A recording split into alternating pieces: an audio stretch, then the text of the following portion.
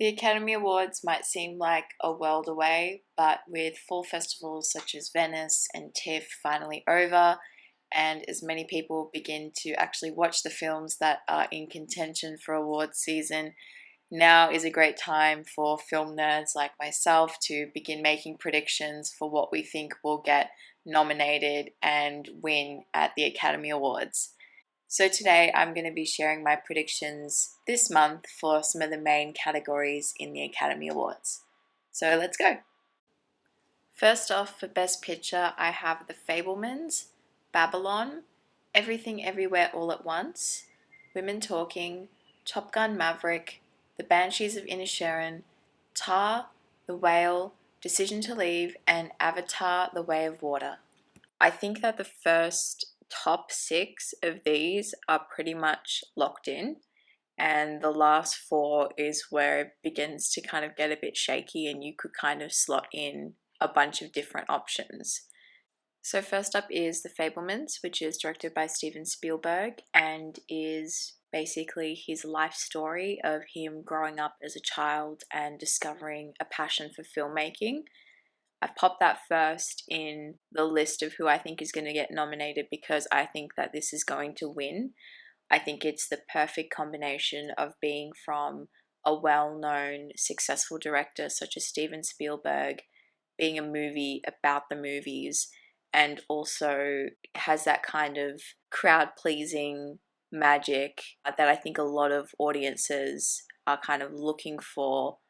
I think what we saw with Coda last year, choosing Coda over a movie like The Power of the Dog, maybe it means that audiences are kind of looking for something a little bit more lighter and just overall a more kind of pleasant movie-going experience. And I think The Fabelmans kind of captures all those things and is going to be really, really popular. Early screenings have been really well received. They say it's not like the best film in terms of like technicality or things like that. It is a very simple, straightforward film, but it's beautiful and very meaningful as well. So I think that it's going to win over a lot of people and potentially take out Best Picture. Next up, I have Babylon, which is directed by Damien Chazelle. This again is another kind of movie about the movies. It's a movie about 1920s Hollywood transitioning from silent film to talkies. The trailer is out. It looks great. It's very lush, very kind of almost reminds me of The Great Gatsby in a way. And I think that this will be another really popular film amongst critics and audiences. Next, I've got Everything Everywhere All at Once. I think that this will definitely make its way into the Best Picture list and also into a couple of technical categories and a few acting categories as well. I think this year as well, we're going to see a really healthy mix of blockbuster movies being nominated alongside more kind of art house, independent movies, or the typical Oscar bait kind of movie. You see that with Everything Everywhere All at Once, but I've also put down Top Gun Maverick in fifth spot because it was both critically and commercially acclaimed. And I've also got the new Avatar movie. There's lots of other movies that can kind of slot into these final spots like Empire of Light or She Said, but I think that Avatar being, the spectacle that it is and being such a kind of greatly anticipated movie, I think that it will find its way it'll sneak into the last spot of the Best Picture category. I've also got down Women Talking because that has been doing really, really well and been getting a lot of praise, especially within its supporting cast. I've got The Banshees of Inisherin, which has been gaining really great momentum in the last few weeks from the fall festivals. It's been doing really well and it's currently, I think, 99% on Rotten Tomatoes, so one of the higher movies that is kind of in contention for these awards this year.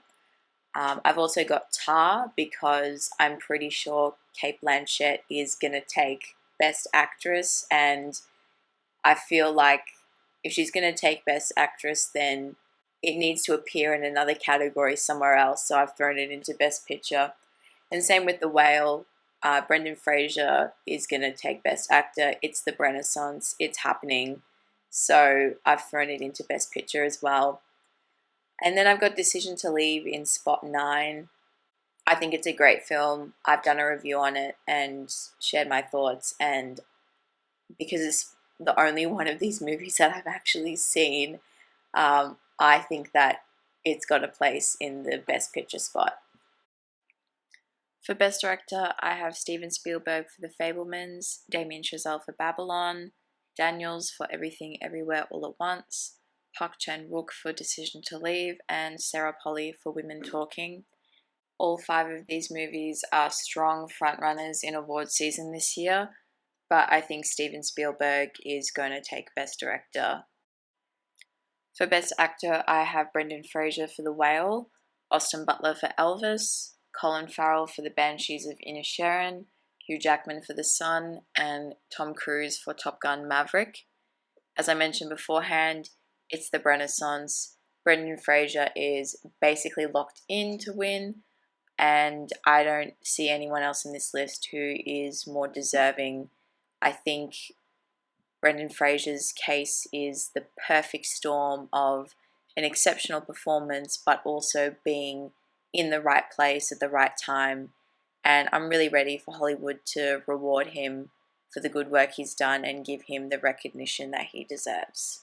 Austin Butler and Colin Farrell do pose a little bit of a threat, but not that much really. And now that The Sun has come out and has had a bit of a lukewarm reception, I don't see it going any other way than Brendan Fraser.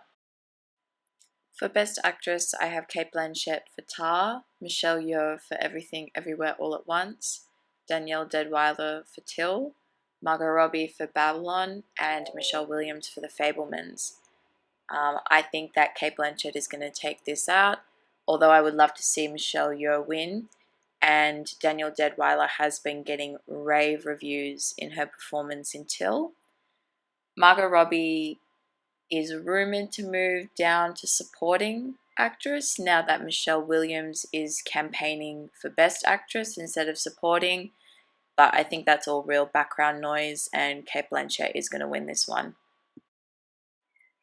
For Best Supporting Actor, I have Ke Huy Quan. Apologies if I've mispronounced that, for Everything Everywhere All at Once, Paul Dano for The Fabelmans, Brendan Gleeson for The Banshees of Inisherin, Ben Whishaw for Women Talking, and Judd Hirsch for The Fabelmans. I think that similar to Best Actor, we're going to have a redemption story with Ke Huy Quan.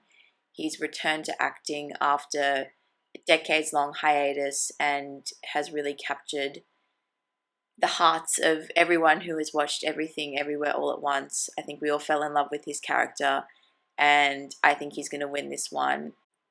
For Best Supporting Actress, I have Jessie Buckley for Women Talking, Stephanie Hsu for Everything Everywhere All at Once, Claire Foy for Women Talking, Sadie Sink for The Whale, and Hong Chow for The Whale. I don't know who yet I would pick to win this one. I'm going with Jessie Buckley because she has been nominated previously, but I feel like it's anyone's game at this stage. The cast of Women Talking have really strong supporting performances, and I just think it's anyone's game. This category is historically really competitive and really hard to pick, so I'll be interested to see how this one kind of shapes up in the next few months. For Best Original Screenplay, I have The Fabelmans, Everything Everywhere All at Once, The Banshees of Inisherin, Babylon, and Tar. Once again, I don't really know who to pick at this stage. All I can say is that I would like for Everything Everywhere All at Once to win. I think it's a really dense, interesting screenplay that gave the movie and the actors a lot to work with, and I'd love to see it win. For Best Adapted Screenplay, I have Women Talking, She Said, The Whale, Glass Onion, which is the new Knives Out movie, and Black Panther Wakanda Forever. At this stage, I'm kind of tossing up between Women Talking and She Said. I don't know who I would pick at this stage, so I'm just going to go with Women Talking. Let's just say that's going to win. And I thought I'd finish off with some of my thoughts on the below the line categories, the technical categories. I can't put together a full list of who I think is going to be nominated for these at this stage, but here's just some of my ideas. So for Best Cinematography, I'm thinking potentially The Batman or Everything Everywhere All at Once. Production design, I'm thinking Babylon, because it reminds me so much of The Great Gatsby and it has that really rich, lush look to it. I think that it has a good chance. International feature is Decision to Leave, lock it in, it's happening. Best animated feature, I'm thinking either Guillermo del Toro's Pinocchio or Turning Red. Editing could be Everything Everywhere All at Once or Top Gun Maverick. I'm also picking Top Gun for Best Sound. Best Visual Effects, I'm assuming it's going to be Avatar. Hopefully the visuals will stun us the same way that they did all those years ago. Best Costuming, I'm thinking either Babylon or Elvis, but probably leaning towards Babylon a little bit more, judging from what I've seen from the trailer. But Best Makeup and Hairstyling, I'm thinking Elvis purely because of Tom Hanks's transformation. And then other categories such as documentary, original score and song, and short films, I have no idea. So there are my predictions for October. Ideally, I'm going to try and do one of these each month so that I can see how my predictions change and how things are kind of changing within awards season. So I look forward to next month and seeing what's new and what's different and what's the same. And thank you as always for listening. And I hope you like, comment, subscribe, all of that, and keep tuning in and keep showing my channel support. Thank you so much.